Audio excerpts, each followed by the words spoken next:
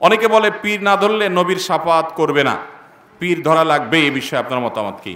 ভাইরা আমার, কোরআন হাদিসে কোথাও নাই যে পীর না ধরলে নবীর সুপারিশ পাওয়া যাবে না, এমন কথা কোরআন হাদিসে কোথাও না, এটা মন গড়া কথা। অনেকে বলে যার পীর নেই তার পীর শয়তান, এই কথাও কোরআন হাদিসের কোথাও নাই, এটা কোরআন হাদিস দ্বারা প্রমাণিত কোনো কথা নয়।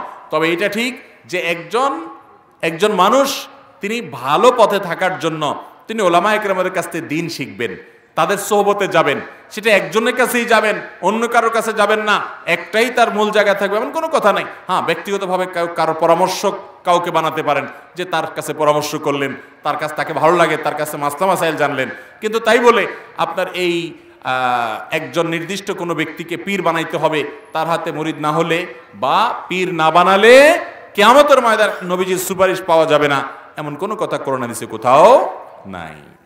তবে আল্লাহ তাআলা কোরআনে কারিমে নেককার মানুষদের সাথে থাকতে বলেছেন, যে ভালো মানুষ তার সোহবতে থাকবেন, যেখানে ভালো মানুষ পাবেন তার সোহবতে থাকবেন। আপনার বিশেষ কোনো শিক্ষক, বিশেষ কোনো ওস্তাদ, বিশেষ কোনো মুরব্বী থাকতেই পারে, কিন্তু তাই বলে আপনার এর জন্য কোনো জাল, ভুয়া, ভিত্তিহীন হাদিস যেমন বানানো যাবে না, এমনিভাবে পিসাব আপনাকে আখিরাতে পার করে দিবেন, তরায় দিবেন, নাজাত পাইয়ে দিবেন, এই সমস্ত বিশ্বাসও করা যাবে না। আরে কিয়ামতের ময়দানে যে দৌড়ের উপরে পাবলিক থাকবে, নবীরা সবাই পেরেশান থাকবে, আপনার পিসাব তো পরের কথা। আল্লাহ তাআলা আমাদেরকে বুঝার তৌফিক দান করুন। সাইয়্যিদুল ইস্তিগফার পড়লে কি কি লাভ হয় জানালে উপকৃত হব। ভাইরা আমার, সাইয়্যিদুল ইস্তিগফার মানে হলো সকল ইস্তিগফারের মধ্যে শ্রেষ্ঠ ইস্তিগফার। সাইয়্যিদুল ইস্তিগফার মানে হলো আল্লাহর কাছে মাপ চাওয়ার শ্রেষ্ঠ এবং সবচেয়ে উত্তম দোয়া। বলে দিব কোনটা? আল্লাহুম্মা আনতা রাব্বি, হে আল্লাহ আপনি আমার রব, লা ইলাহা ইল্লা আন্ত, আপনি ছাড়া সত্যিকার কোনো মাবুদ নাই। আল্লাহুম্মা আনতা রাব্বি লা ইলাহা ইল্লা আন্ত খালাকতানি, আপনি আমাকে সৃষ্টি করেছেন, ওয়া আনা আবদুকা, আমি আপনার গোলাম, ওয়া আনা আলা আহদিকা ওয়া ওয়া'দিকা মাস্তাতা'তু, আপনার সাথে যে আমার কমিটমেন্ট, আপনার গোলামি দাসত্ব করার, আপনাকে রব হিসাবে মেনে নেওয়ার, একত্ববাদের যে স্বীকারোক্তি আমি দিয়েছি, এর উপর আমি যতটুকু সম্ভব থাকার চেষ্টা করেছি। আউযু বিকা মিন শাররি মা সানাতু, কিন্তু এরপরও আমার দ্বারা কিছু অপকর্ম হয়ে গেছে, সেগুলোর ক্ষতি থেকে আমি আপনার কাছে পানা চাই, তার জন্য আমার জন্য কোনো ক্ষতি না হয়, শাস্তি না হয়।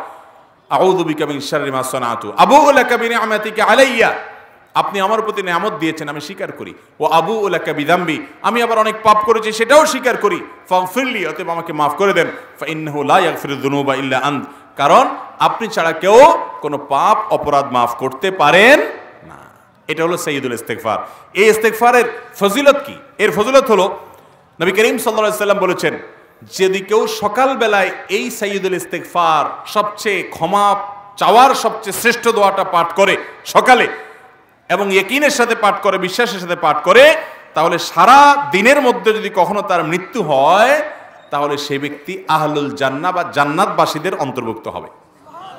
সন্ধ্যার সময় যদি এই দোয়া কেউ পড়ে এরকম বিশ্বাসের সাথে, ইয়াকিনের সাথে, তাহলে সেক্ষেত্রে ওই রাতের ভিতরে যদি তার মৃত্যু হয়, সেও আল্লাহ রাব্বুল আলামিনের কাছে জান্নাতবাসী হিসাবে যাবে ইনশাআল্লাহ। অতএব সাইয়্যিদুল ইস্তিগফার পড়বো তো ইনশাআল্লাহ। সাইয়্যিদুল ইস্তিগফার এটা আমাদের মধ্যে একেবারে মুখস্থ হয়ে যাওয়া উচিত, বারবার করে আমাদের পড়া উচিত।